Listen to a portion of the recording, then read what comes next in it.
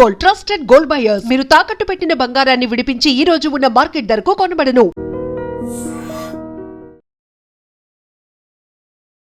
Hi hello నమస్తే, welcome back to our channel. నేను మీ వైషు. ఈ మధ్య కాలంలో ట్రైన్ కింద తన పిల్లలు ఇద్దరు వెళ్ళి ఇలా హగ్ చేసుకుని గూడ్స్ రైలు కింద చనిపోయిన ఒక సంఘటన మనందరికీ తెలిసే ఉంటుంది. ఎందుకు అని ఆరా తీస్తే అసలు ఆవిడకి ఎలాంటి ఇబ్బందులు లేవు, ఆఫీస్లో ఇబ్బంది లేదు, ఇంట్లో ఇబ్బంది లేదు, వాళ్ళ భర్తతో ఇబ్బంది లేదు. పిల్లల్ని హాస్టల్ నుంచి ఎవరో చనిపోయారని చెప్పి తీసుకొచ్చి మరి వాళ్ళని కూడా తీసుకెళ్ళి వాళ్ళు మొత్తం ముగ్గురు కలిసి చనిపోయారు. అంత కష్టం వచ్చింది. వాళ్ళ హస్బెండ్ అడిగితే కూడా నా వైఫ్ అలాంటిది కాదు, చాలా ధైర్యవంతురాలు అని. మరి ఏమైపోయింది ఆవిడకి, ఎందుకు అలా జరిగి ఉంటుంది? ఈ సిచ్యువేషన్ గురించి మాట్లాడడానికి ఈరోజు నాతో పాటు అడ్వకేట్ ఎడ్విన్ కేదాసి గారు ఉన్నారు. సార్తో మాట్లాడదాం. Hello sir. హలో మా. విజయారెడ్డి గురించి మాట్లాడితే ట్రైన్ కింద ట్రైన్ దగ్గరికి వెళ్ళి తను వెళ్ళడమే కాకుండా చిన్న చిన్న పిల్లలు వాళ్ళు ముగ్గురు కలిసి అక్కడికి వెళ్ళి ప్రాణాలు తీసుకోవడం అనేది చాలా బాధాకరమైన సంఘటన. దాంట్లో ఇప్పుడు ఇంకా అది ఆరాధిస్తుంటే ఆవిడకి ఎవరికో అనుమానాస్పద మెసేజ్లు ఏవో వచ్చున్నాయి ఆవిడకి, అందుకే ఇబ్బంది పడింది, భయపడింది అన్నట్టు మాట్లాడుతున్నారు. ఈ సిచ్యువేషన్లో ఏం జరుగుతుంది సార్ అసలు? అమ్మా, ఇంతకుముందు చావటానికి ధైర్యం కావాలనేవాళ్ళు, కానీ ఇప్పుడు బ్రతకటానికి ధైర్యం కావాలి అనే స్టేటస్కి తీసుకొచ్చిందమ్మా సొసైటీ. కరెక్ట్.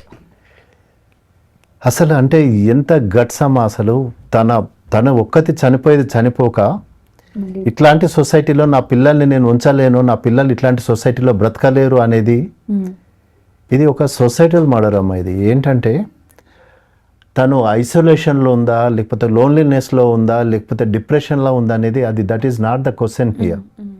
ఇక్కడ క్వశ్చన్ ఏంటంటే యాజ్ అ సొసైటీగా మనం ఫెయిల్ అయినాము తనను సేవ్ చేసుకోవటంలో. ఎలా సార్? అంటే తన లెటర్లో కూడా నా చావుకి ఎవరు సంబంధం లేదు, నాకే నేను ఉండలే. అదే అమ్మా, ఇప్పుడు లోన్లీనెస్, ఇప్పుడు తనకు ఒకవేళ తను ఎవరితోటైనా షేర్ చేసుకొని ఉంటే, లేకపోతే ఎవరితోటైనా మాట్లాడుకొని ఉంటే, ఇప్పుడు తనంతట తానే లైఫ్ను లిమిట్ చేసుకుందమ్మా. ఏంటంటే పిల్లలిద్దరిని తీసుకెళ్ళేసి హాస్టల్లో వేసింది, భర్త దుబాయ్లో ఉన్నాడు. పోనీ నిజంగానే ఫైనాన్షియల్ కమిట్మెంట్స్ ఉన్నాయా, లేకపోతే ఫైనాన్షియల్ స్ట్రగుల్స్ ఉన్నాయా అంటే అది కూడా లేదు అక్కడ. ఎందుకంటే she is working as a team leader and తన శాలరీ, మా విజయ్ గారి శాలరీ ఆల్మోస్ట్ ఒక 2 lakhs వరకు ఉంటుందట.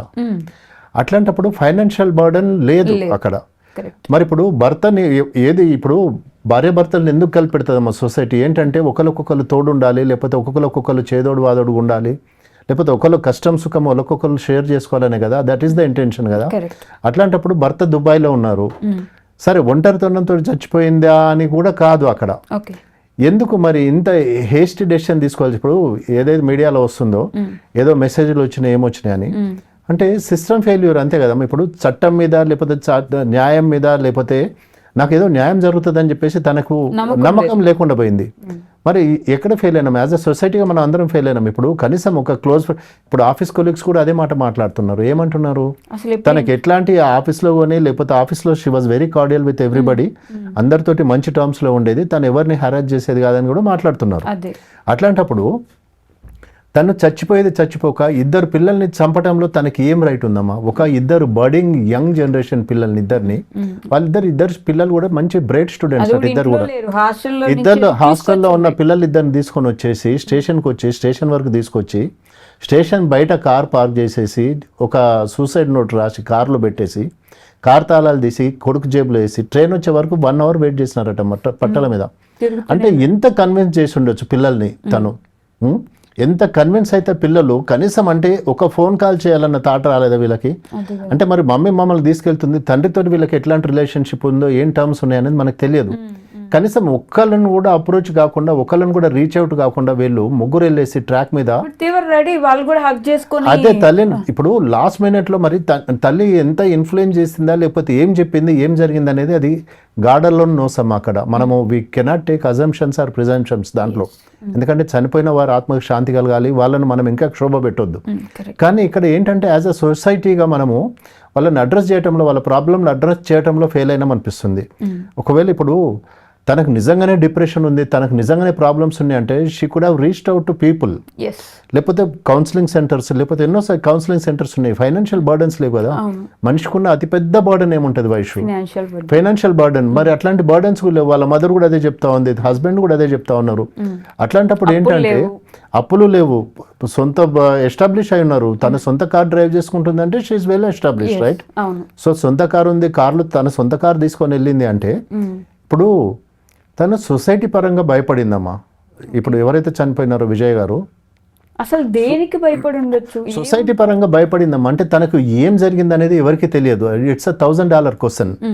ఏం జరిగింది అనేది మీకు తెలియదు, నాకు తెలియదు, మీడియాకు తెలియదు. కానీ అక్కడ జరిగింది ఏంటంటే యాజ్ అ సొసైటీగా ఈ సొసైటీలో నేను లేనప్పుడు నా పిల్లల్ని ఎవరు సెక్యూర్ చేయలేరు, ఎవరు ప్రొక్యూర్ చేయలేరు, వాళ్ళకి సెక్యూరిటీ లేదని ఒక ఇన్సెక్యూర్ ఫీలింగ్ తోటి తను చనిపోతూ వాళ్ళని కూడా తీసుకొని వెళ్ళిపోయిందమ్మా తనతోటి. ఇంకొంతమంది ఏమో తనని ఫాలో అవుతూ వెళ్ళారు, ఇది హత్యే, ఆవిడ ఆత్మహత్య కాదమ్మా అది. ఎందుకంటే హత్య అంటే డెఫినెట్గా తెలిసేది అది.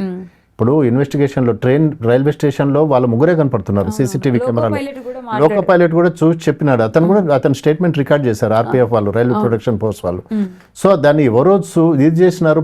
ఇప్పుడు సూసైడ్ నోట్లో తను క్లియర్గా రాసింది కదమ్మా, ఎవరి ప్రోద్బలం లేదు, నాకు ఎట్లాంటి ఇది లేదు, ఎవరిని నేను అక్యూజ్ చేయదలుచుకోలేదు, ఎవరిని బ్లేమ్ చేయదలుచుకోలేదు అని చెప్పేసి తను సొంతగా చెప్పింది. కాబట్టి ఇట్స్ ప్యూర్లీ ఏంటంటే లోన్లీనెస్, ఐసోలేషన్ ప్లస్ హెల్ప్లెస్నెస్ అమ్మా. ఏంటంటే నేనున్నాను అని ఒక భరోసా ఇచ్చే మనిషి ఎవరు దొరకలేదు తనకి. నేను I'm there for you, or నేను సపోర్ట్ చేస్తాను, లేకపోతే నేనున్నాను అనేది అటు ఆ భర్త నుంచి కూడా రాలేదనిపిస్తుంది. ఒకవేళ నిజంగానే భర్త మీద హోప్ ఉన్నట్టయితే, లేకపోతే భర్త మీద తనకి ఆ కాన్ఫిడెన్స్ ఉంటే భర్తను పిలుచుకునేది కావచ్చు, భర్తకు చెప్పేది కావచ్చు. సో వాళ్ళ ఇంటర్నల్ గా ఏమున్నాయి అనేది మనకు తెలియదు.